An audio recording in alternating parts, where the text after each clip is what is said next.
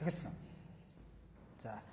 За сайн байцгаана уу хүндэт үзэгчдээ та бүхэнд өдрийн мэнд хүргэе. Тэгэхээр өнөөдөр арчилсан намын үндэсний бодлогын хороо хуралдаж байна. За сонирхолтой сэдвүүд гэх юм бол одоо арчилсан намын үндэсний бодлогын хороо шинэ намыг одоо хүлээж авсан уу юу гэдэг талаар бас ярилцсан. Ингээд өнөөдөр бидний одоо зочин бол за улс төр судлаач Чинбат ах байна. За сайн байна. Сайхан орчин. За сайхан орчин.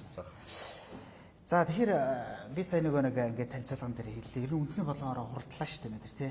Ер нь сонь сайхан юу вэ? Ямар асуудлуудыг хэлэлцсэн үү тий? Энэ талаар яриа хэлээ. Үндэсний бодлогын хороо хурлаа тэгээд яг хүнд сонирхуулчаар яг хүмүүс анхаарад харчаар ганц л асуудал байдаг. Тэр нь бол шинэ намыг арсан намтаа нэгтгэх юм уу? Яах юм? Шинэ нам татан буугд арсан намд орж ирэх юм уу? Гэдэг асуудал хүмүүс анхаарал өнөөдөр төвд байсан баха. Тэгээд энэ асуудал бол үндэсний бодлогоор дээрээс дэмжлэг авахгүй унсан. Одоо их хурал хуралдах гэж байна. Тэгээд хурал руу үндэсний бодлогоор тэргүүлэгчд орж ирэхдээ энийг хассан байх ёстой. Яагаад үндэсний бодлогоор дээр энэ санал унчих вэ гэдэг нэг асуулт гарч байна. Би бол тэр эсрэг байр суурин дээрээс хамгийн түрүүнд орилж хашгирсан хүмүүс нэг. Яагаад вэ гэвэл арслан нам доторх нэг фашист үзэлтэй хүмүүс байгаад байна шүү дээ. Хүмүүсийг цуснажоор нь ялгадаг. Тэгээд нэг Монгол улсын эрх ашигын эсрэг дандаа үндэсний эрх ашигын эсрэг монголчуудыг хооронд нь талцуулж яадаг. Монголын хөгжлийн, эдийн засгийн хөгжлийг боомлж байдаг. Улсын хурал дотор одоо ингээ орцсон Халтмаагийн Батулга тэргүүтэй Мөнх Баясгалан, Сайнхүүгийн энэ Ганбаатар, Шижир Мэжэр гэдэг нэг юм фашистууд байгаад тахдаг. Тэгээ тэр фашистуудыг энэ намаас зайлуулж явуулах гэж хахад дээрэс нь баахан юм галзуу сэтгц мэдрэлийн өвчтөө бас нэг баахан туснаж ирсэн фашист үзэлтэнгүүд. Тэгээ бүр популистууд. Та нар бүгд л харсан баг тэр БТ-гээ тэр Бацандангийн тэр хүмүүсийн өмчийг дээрэмдэх гэдэг ингээ бүр тэр шүл зам нь үсчээд түүхэн уншиж байгаа тэр нэг юм ногоо малгатнууд гэж нэг имерхүүл хүмүүс байсан. Тэгээд одоо тэр хууль зүйн сайд энэ засагт нь орсон байгаа тэр хууль зүйн сайд алтан гэрэл эдрийг ингээ улаараад ингээ хүний өмчийг дээрэмдэх, бусдыгаа яаж алах уу гэдэг. Хүний цусуулж таашаал авах гэдэг ийм хүмүүсээс эн чинь бол хүмүүнлэг энэрэнгүй нийгэм байгуулах чад. Энд чинь гол үзэл санааг нь тэгж энэ нийгмийн энэ эрх чөлөөний нийгмийг хамгаалж, чөлөөт нийгмийг хамгаалж энэ нээлттэй засаглал байх ёстой гэж явдаг. Энэ нам дотор орж ирчээд ингээ шүлсөө үзүүлээд цусны үнэр аваад явдаг. Энэ хүмүүсээс салах гэж ажиж хахад дээрэс нь ийм балаа юмуд оруулж ирнэ гэж байхгүй, тийм байхгүй шүү гэдэг. Энэ арчсан нам өөрөө 90 онд анх энэ Монгол арц зүйсгэл ялгахдаа ерөөсөө Кремлийн гинжнээс салъя.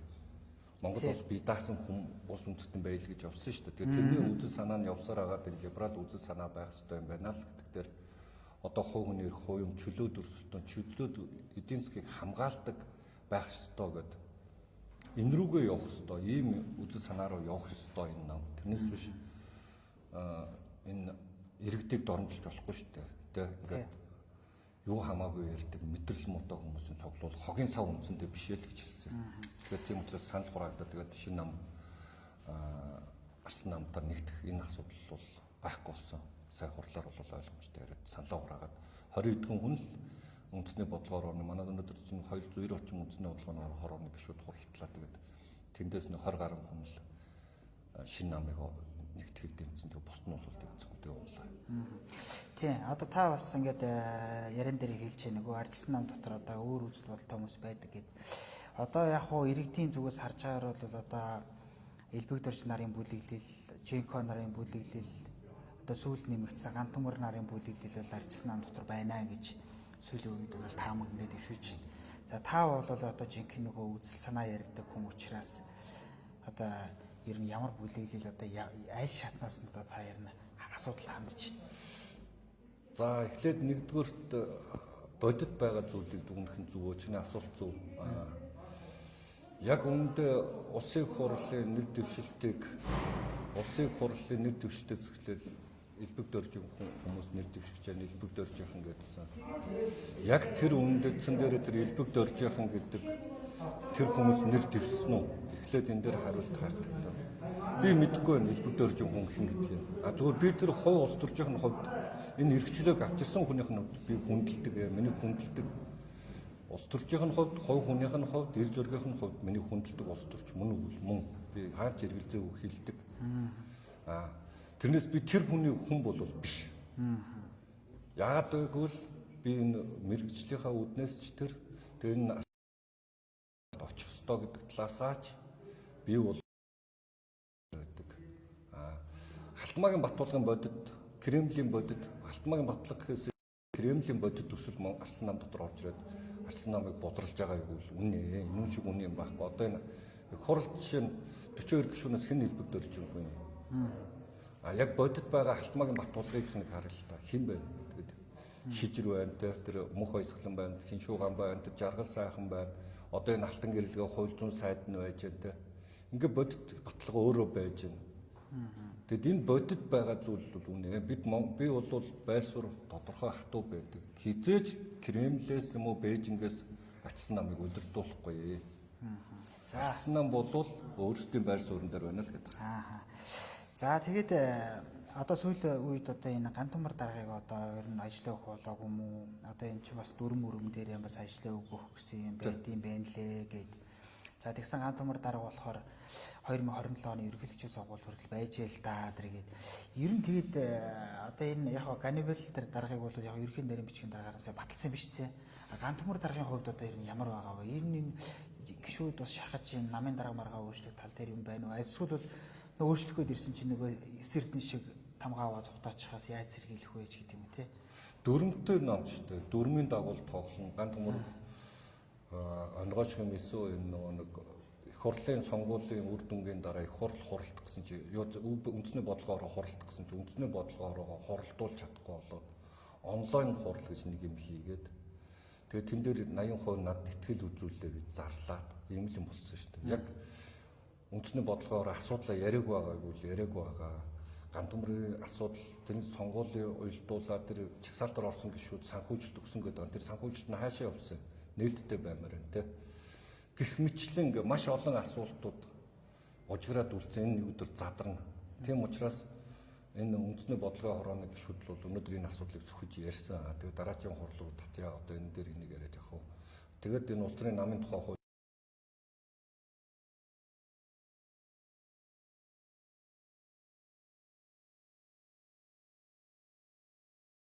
хойшлуулад тэгээд одоо 7 сарын 1-нд үндэсний бодлогоор тэр дүрм чинь хилцэгдээд явах хэвээр тэр үед дүрм их тодорхой болсон байх хэвээр гэж үзээд байгаа. Тэгээд тэр үед гантумрын ам амрын асуудал гэж яригадаад 26 оны 1 сарын 1 гэхэд гантумр гэдэг хүн явсан байна. Шууд тэгээ хэлчих явцсан байна. Тэгээд тэрнээс өмнө ч явчих магадгүй тий. Энэ бол энэ чинь тэрнээс ямар хоц хухан тавьсан биш. Гантумрын хувийн компани биш.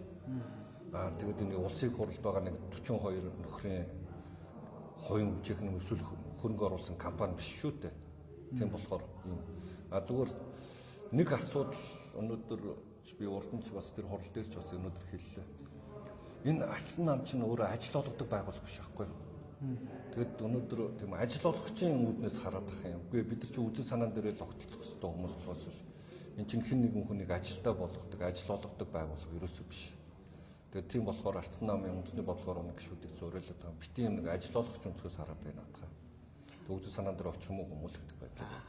Дотор нь хүнээ оруулж байгаад хянаад авъя л даа л гэдэг шүү дээ. Тэр бүтээмжийн менежер дээр бол тэр хотлаа засах нэг газраас цалинжиж байгаа. Тэгээ яаж нэг хянах юм? Тэгвэл нэг матах юм уу? Нэргүй матаас үчиж Монголд байсан шиг буцаагаад ийм нах ямыг бий болох гэдэг нэг матдаг монгол хүндээ итгэхээ болдог ийм юм хийх гээд байгаа бол болно. Тэгээ сэгсрэн гэдэг яриад л байгаа юм өөрөө. Тэг ямар нэг юм сэгсэрж мэгсрээд тэ ингээд гоё ингээд сэгсрээд ингээд сайхан болчдөг юм бол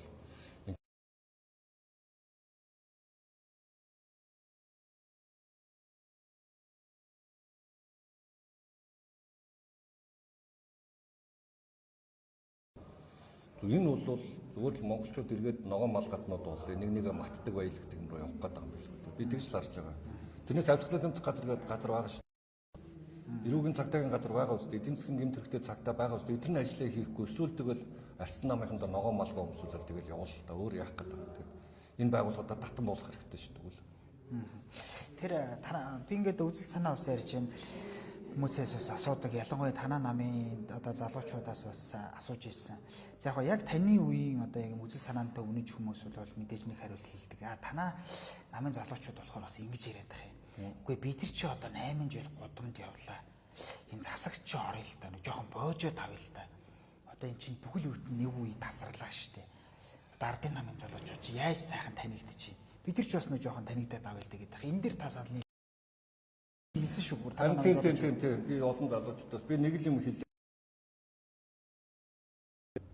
Энэ улс төрд орж ирэхдээ би Батөвчин гэдэг хахаараа дагаж энэ улс төрийн үзэл санааг ойлгож орж ирсэн. Би энэ Догомтын Сосор орон Даадоржин Гамболт Эрдэнэ Батуулагддаг хүмүүсийг хүндэлдэг, маш их ойрхон байдаг. Энэ хүмүүсийн ярьдаг үзэл санааг ойлгож би орж ирсэн. Тэрнээс биш энэ хүмүүсийг дагж агаад дарга болчих. Энэ хүмүүсийг дагж агаад татвар төлөгчдөн өмнө хулгайч гэж би нэг ч удаа явж байгаагүй. Явахчгүй. Тэгэд үзэл баримтлалаар улс төр хийх юм бол хүмүүс хүлээн зөвшөөрдөг. Тэрнээс биш дарга болоод хэвлэлийн баг хурлын ихээр хүлээн зөвшөөрөгдөн гэдэг ийм эргүү мал шиг ойлголт байж болохгүй. Тэгэхээр тэр чинь үзэл санаа ойлгоогүй л байгаа гэсэн чинь. Үзэл баримталтай болоод алсан нам ийм зүйлтэй үзэл баримталтай гэдэг Монгол улс даяар ингээд явахаар хүмүүс хүлээн зөвшөөрөө дэмжнэ бат итгэлтэй. Яагаад гэвэл 90 он биш байхгүй. Одоо хүмүүс хувийн өмчтэй болцсон. Хувийн өмчийг чинь хамгаалах ёстой. Чиний өөрөө чинь тэр хүн болж төлөв тэр боож тэр үйл явц чинь хэн нэгэн саад болтгоо. Чи өөрөөхөө амьддаг. Чиний боломжийг засгийн газар хулгайлахаас хамгаалдаг ийм нам байх юм бол иргэд дэмжихт бэлэн байгаа. За мэдээж нөө нэг тэжээвэр авдаг хэсэг хүмүүс байгаа шүү дээ. Тэр хүмүүсийг бол тэгээд угаасаа энэ чинь нийгэмч олонлог. Тэр дотор тэр хүмүүс нь байж лээдэг.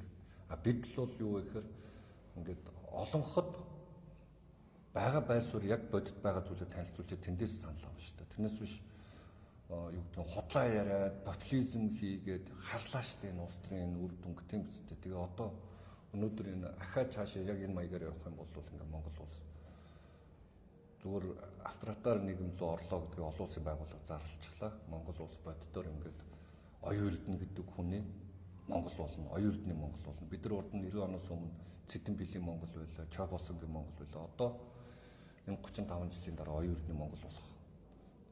Оюун эрдэнэ юу тэрийг биелүүлдэг. Өөрөөр бол эрхцүүд төр. Тэгээ энэ нээлттэй засаглал, энэ чөлөөт нийгэм өөрөө устдаад оюун эрдэнэ гэдэг хүн юу хүснэ тэрийг шийдвэр даргын шийдвэрээр бол бий болдог ийм нийгмийн тогтол зургаа буцаад ороход бэлэн болсон. Баг бэлэн болох ч байхдаа одоо баг ингээд бийжээд амь ороод ингээд явж штеп. Энийг зогсоох ёстой. Тэрний төлөө байх болохоос биш ажилд ороод тэнд хүн танигдна гэдэг ийм мангар юм бол энэ. Энэ ийм хүмүүсийг одоо прагматикуд л байдаг юм л да. За одоо тэгээд хамгийн сонирхолтой нь ерөнхийлөгчийн сонгуул 2027 онд болно. Тэгээд одоо юу л одоо нэг 2 жил чи яваад өнгөрөн танаа намаас нэг кандидат бий юу. За нэгдүгээр хоёрдугаар тэр танаа намын Жинко одоо энэ ерөнхийлөгчийн сонгуул Ганбаатарыг бэлдээд байгаа юм шиг харагдаж байна л да. Хөөхтөгөө нэмрүүлээд хөдөө орон нутгаар яваад байна тий. Тэгээ цаадахчин бол ÜБХ одоо энэ үндэсний бодлогоор зайлуу их хурл за тэгээ намын бүлэгтэн бол тодорхой дэмжлэг байгаа. Тэвшүүлчих магадлал тун өндөр. Тэгэхээр үзэл санаандаа үнэн ч яваа та хэд яаж тэмцэх вэ? Одоо би бол таны хариултыг мэдчихлээ зүгээр. Одоо гол нь яаж тэмцэх вэ? Тэмцлийг ингээд юу гэдэг 42 гишүүн дотор найруулаад бат хулгайд барьцаалагдсан Кремлийн төсөл барьцаалагдсан хүмүүс ингээд Ганбаатарыг дэмжиж явна гэж бодож байгаа бол энэ дүүрлээ. Арслан нам дотор өчнөө олон нэр дэвших боломжтой биднийг манлайлж авсан туг барьж авсан лидерүүд ч одоо амьдсран байна.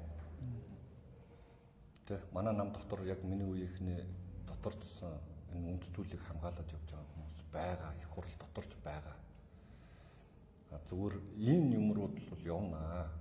Зүгээр Сайнхүүгийн Ганбаатар гэдэг хүмүүнийг бол бүгд хараа үзтээ сая энэ олон нийтийн телевизээр ямар мэдлэггүй харанхуй тэ зүүнний хүн гэдэг байгаа шүү дээ. Тийм үгүй зүүнний ч гэхгүй зөв энэ популист хүн байхгүй энэ одоо бол юм хөгжсөн байж тээ тэ. Тэгээ Google дээр хүмүүс энэ Хуан Перон гэдэг Аргентины ерөнхийлөгч байсан нөхрийг хийгээд Google дээр хараа. Сүүлд нь тэр чинь 70-аад оны ихэнх үеэр Аргентиныг иргэний дайны төсгсөн хүн шүү дээ. Ганбаатар ийм л юм руу явуулна. Тэгэхээр хүмүүс чинь манай намынхан чинь бас нэг эрүүл ухаантай хүмүүс байгаа. Тэгээд эн чинь артаас явна. Ганц намын ороо үндэсний бодлогоор шийдэхгүй. Намынхаа гишүүд дотор артаасаар сонгогдсон шүү дээ. Тэгэхээр ийм галзуу хүний сонгохгүй нь бол мэдээж дийлэнх нь л байгаа. Тэгээ энэ дэр бол гайгүй ихтгэлтэй байна та тий. Энэ артаас явах хэрэгтэй учраас. Тэрээс өвбөхийн шийдэхгүй шүү дээ. Энэ гишүүд нь шийднэ. Артаасаар явах юм чинь. За тэгээд энэ бас энэ улс төрийн намын тухай хууль гэдэг сая ингээд та бүхэн цусган дуртай өнгөрлөө. За дээрэс нь танаа намын энэ хөрөнгө яг энэ бол баялагын сангийн тухай хууль гэдэг бас байгаа шүү дээ. За дээрэс нь нэмээд нөгөө худгаанч ярьж байгаа бол одоо нуураанч бас яриад иргээл те. Сүүлийн үед бас ярьж байна. Тэгээд хамгийн гол чухал зүйл нь энэ үзэл санаа гэж юм байхгүй болсноос энэ намууд хоорондоо холилчод байна гэдэг. Тэгсэн чинь нөгөөдөл нь эргээд хариулт хэлээд байгаа. Өө Шинэ Зеланд, Израиль чи ингээд хамтарсан засаг болж штэ. Тэгээ сайхан хөгжиж штэ. Бид тэрний замаар л явж байгаа юм тийм ээ. Тэрнээс биш ингээд тэр үзэл санаанууд хоорондоо холилдоод байгаа юм биш ээ л гэдэг байгаа байхгүй. Тэгэхээр та хэд энэ хамтарсан засагт орохыг юу гэж бодсон бэ? Энэ эхлээд агуу тодорхой тайлбарлах хэрэгтэй. Израиль гэдэг нэг улс байна. Энэ дайны нөхцөл байдал дээр очихороо одоо энэ Украин байна. Энэ дайны хүнд нөхцөл байдал дээр очихоор үндэсний эвсэл гэж байгуулагдсан засгийн газар нь парламент дээр энэ яваад гадна даалын дайсан хүчин зүйл нэг учраас улс төрөө жоохон хойш нь тавиад үндэсний эвсэл байгуулагддаг. Ийм ойлголт байдаг. Энэ бодд үнэ. Энэ дайнтай нөхцөл байдал ахгүй. Одоо Черчилль бас яг юм байсан. Өөрөө тоорын нам толгойлж гарч ирэнгүүтээ одоо энэ засаг бодлоор либер намаа ураад дайны нөхцөл байдал дээр үндэсний эвсэл байгуулагдсан газар. Шинэ Зеландд зүүн барууны хоёр нам нийлээгүй ингээ худлаа яриад байгаа. Либерал нам нь гарч ирсэн. Гарч ирэхдээ олон хол чадаагүй. Тэр дотор байсан фермерүүд нэгдсэн тийм нэг нам байгаа. Мал тариалан мал аж ахуйн тийм нэг нэртэй тийм нам байгаа. Тийм фермерүүд тэдрийг татаж авчираад өөрсөндөө нийлүүлээд эвсэг засгуулж сүр хүчин байдгаар л байж байгаа. Одоо Германд болж байгаа үйл явдал Херстасын ардсан холбоо нам социал демократ нам хоёр нь эвсэж байгаа. Нөгөө талд нь хоёрдугаар байраар ороод ирсэн альтернатив дооч буюу хит барууны үзэлтэй, ультра барууны үзэлтэй намууд. Нөгөө талд нь бас зүүнний үзэлтэй нэг нам. Ингээд нөгөө ногоо нам байгаа шүү дээ зүүнний үзэлтэй. Тэр хоёр нь ингээд гадналаад нь ингээд хянаал байж байгаа. Тэрнээс биш бүгдөө нийлж хагаад ийм болдог. Энэ өөрөө арчлалын зарчим биш байхгүй да. Үндсэн хуулийн дээр манай үндсэн хуулийн дээр ч би олонх нь засаглаж цөөнх нь хяналт тавина л гэсэн байхгүй. Угаас энэ арчлалын зарчим. Тэрнээс энийг эвдчихэд ийм байдаг мэдэг гэдэг энэ шал худлаа яриа. Энэ бол худлаа яриа шүү. Юм уншдаггүй монголчуудыг харанхуй бүдүүлэг ийм гин тэнэг хүмүүс одоо хүртэл тэрнгээрээ байгаа л гэж бодод байгаа. Энэ бол худлаа яриа. Тийм учраас энэ засагт орж байгаа морж байгаа юм бол би эсрэг л байр суурьтай. Энэ байж болохгүй. Яагаад гэвэл бид нар чинь хувь хүний хувь юм чөлөө төрсөлтөө хувь хүний итгэх санаачлагтай энэ чөлөөт эдийн засгийг хүсдэг нам. Нөгөө талын нам маань тэр баялаг бүтээж үйлдвэрлэж энэ өөргөө хувь хүн өөрөө өсөж байгаа тэрийг хөрөнгийн дээрэмдж аваад өөртөө дийлэнх нь хулгаалаад тэгээ жоохны цөөхөн жоох хэсгийг тэр үлбэрж өгч байгаа хүмүүс тарааж өгдөг ийм л үзэл санаатай хоёр нь өөр. Энд чи яаж нэгдэх ямар ч боломжгүй зүйл шүү дээ. Нэг нь гал ус хоёрыг нийлүүлж болгоодаа л адилхан болтгүй зүйл. За ингээ баярлалаа ингээд би танаас нэг сүүлийнхээ асуулт асуугаад хоёлаа ингээд яриагаа өндөрлөө. Энэ ард иргэдийн л бас дунд явдаг яриа. Яг хөө ингээд та хэд ч юм бол үзэл санаантай үнэн чи юм бас нэг галтаа цогтой хүмүүсээр арилснаад байдаг шүү дээ. Одоо 90 оноос хойш. Одоо ерөнхийдөө энэ хөдөө орон нутгаар бол арилснаа гişүүд бол үндсэндээ хэлмэгдсэн байдэн шүү дээ. Ер нь одоо ажил төрлөөс хоол тий засаг дарган дандаа л ардын нам тий нэг хавчигдсан нэг иймэрхүү хүмүүс байдаг. Ихтэй үзэл санаанд үнэнч байгаа гэдэг. Тэнгүүд тэрийг дагаад нөгөө нэг үг хэлийг хэрэгжүүлэх нь илүү хөгжсөн гэмээр юм. Тэнгүүдээ хоорондоо хэрэлддэг. Тэгэхээр зарим хүмүүс ойлгохгүй наад бол чи дэв түнж ёстой муутай. Гаргаал тавьчихгоот л одоо олон долоо юм яриад хоорондоо хуваагдаад нэг шүүмжлэе. Одоо шуудаан дэс өхрийн ивэр болно гэд байдгийг. Тэгэхээр энэ танаа намын дотоод арчлалын талаар та юу гэж боддог? Нэгдүгüүрт энэ үзэл санааны огтлцол биш болчиход байгаа. Сая энэ шинэ нам амыг авчихна гэдэг би түрүүн хэллээ шүү дээ. Арслан нам бол хогийн сав биш ээ гэж. Тэгээ одоо энэ мөнх баясгалан Алтмаагийн Батуулга те энэ шидэт тэргүүтээ энэ Санхүүгийн Ганбаатар тэргүүтээ фашистуудад зайлуулчих юм бол энэ чи дараа чи ямар ч асуудал байхгүй шүү дээ. Бид нар огтлцсон, маргалд нь мэтгэлцэн окей энэ байдаг эрүүл үзэл. Тийм энэ бол улс төр байх шүү. Энэ бол өөрөө энэ алдсан нам дотор байгаа эрүүл үзэгдэл болно. Тэрнээс биш хоорондоо юм ямар ч үзэл баримтлууд нь зөрчилдөх тэр тэнгэр газар шиг ялгаатай те ийм хүмүүс орж ирчээд нэг нам дотор байна, нэг туган дор байна. Энэ бол байж болохгүй үзэгдэл. Энэ хоёр чинь хоёр ялгаатай зүйл. Монгол ардын нам бол бүгд л мэдж байгаа шүү дээ. Дарга юг нь тэрийг л дагдаг те. Хин том хүрцтэй тэр нь төсөө мөнгнөөс ахиухан хулгай хийж тэрнийхэн доор байгаа нэг хэсэг нь хувааж иддэг. Ийм л дээрмийн энэ тохон дээрээ сарнаатай байшин чинь бол дээрмийн ийм бүлэг шүү дээ. Яг энтэй адилхан байхын тулд бол тэр үзэл санаа манай юу ч хэрэггүй л дээ. Хин даргыг сайн долоон тэр хүн л дэш явна. Арслан бол үзэл санаан дээр очихын тулд эхлээд энэ фашистуудаасаа салаалагдах. Тэгж байгаа дараа нь бол тэр арслан доторх тэр эдийн засгийн өсөлтийг ингэж жишээ нь тэр юу гэдэг Фридманы онлоор ч гэдэг юм уу эсвэл Кейнсийн онлоор эсвэл Хайкийн онлоор хоорондоо арслан дотор тэр юуны эдийн засгийнхаа тулд маргалдаж болно. Улс төрийн хувьдсан үзэл санааныхаа тал дээр бид нар хоорондоо тэр философчдын суурь шалтгаануудыг маргаж болно. Ямар ч асуудал байхгүй. Энэ бол эрүүл үзэгдэл. Одоо манайх бол гаж үзэгдэл. Яагаад гэвэл энэ цусны жүмүж ингээ элдв долоо юм фашистуудтайгаа тэгээд энэ либералууд ингээ зэрэгцээс энэ ямар ч боломжгүй. Энэ ямар ч боломжгүй. Энэ байгаа цагт л арчсан нам өөрөө нүндихгүй. Тэнцээ Ганбаатар гарч ирэл ард түмэндээ баялгаа авч өгнө. Одоо бүгдөө дээрэмдээ хүмүүсийн өмчийг дээрэмдэж авъя гэж яваад хат. Би энэ талаас нь үгүй хүмүүсийн өмчийг дээрэмдэж болдгоо маа. Энэ болохгүй ингээд шатлаг болчихдөг юм а гэд ингээд ярих чинь хоёр чинь хоёр тэнгэр газар шиг яриа байгаа зү. Тэг хүн өөрөө өөрийнхөө итвэг санаачлагаар хүн өөрийнхөө боломжийг нээж амьдрэх юм а боломжийг харин засгийн газар хулгайж болдгоо маа гэж хат. Нөгөө талд нь бүх боломжуудыг чинь дээрэмжиж авч байгаа та нарыг тэнцвгүйгч амьдруулна гэд ингээд яриад байлын чинь болохгүй шүү дээ. Дарга шүтж амьдрах ёстой, төрөө шүтж амьдр гэд би болохоор хувь хүн өөрийнхөө тэр ихтгэл өмчлөх хувь хүн өөрөө өөртөө эзэн байх тухай яриаддаг. Ийм хоёр тэнгэр газар шиг юм уу чи яаж нэг тоон байх вэ? Тийм болохоор одоо бол болохгүй. За баярлалаа ингээд нинугуу сайхан яриад илгэж одоо бас энэ арчтын тухай арчс намын одоо бас дотоод одоо эв нэгдэл за ялангуяа арчс нам дотор үүсэд байдаг нөхцөл байдлын талаар ингэж ярьсан танд баярлалаа. Таач бас өөрийнхөө бас лайваар бас ард түмэнд үзэл бодлоо илэрхийлдэг тийм. За тэнэ цаашдаа ажил амжилт хүсье. За баярлалаа манай. Дүүдс ажил амжилт хүсье. Баярлалаа. За хүндэт үзэгчтэй ингээд улс төр судлаачийн батхтайгаа улс төрийн одоо намуудын тухай за өнөөгийн улс төрийн нөхцөл байдлын тухай ярилцлаа. Баярлалаа.